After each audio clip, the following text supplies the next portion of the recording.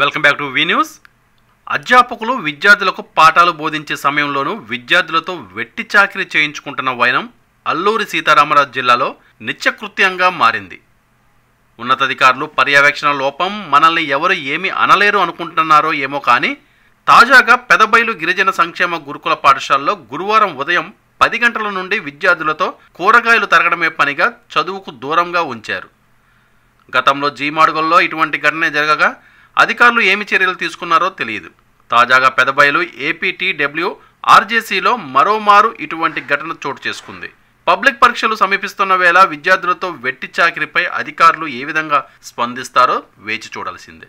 టైంలో వర్కర్స్గా మారిన APTWR juniors boys Pedabailu college students మీరందరూ ఏ గ్రూప్ రా?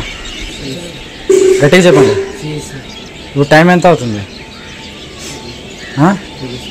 10:40 సెకండ్ పీరియడ్. ఎవరు రమ్మన్నారు మీకు ఇక్కడ? Warden sir. క్లాస్ మరి ఇప్పుడు క్లాస్ ఉంది కదరా సెకండ్ పీరియడ్. క్లాస్ వదిలేసి రమ్మన్నారా ఇక్కడ?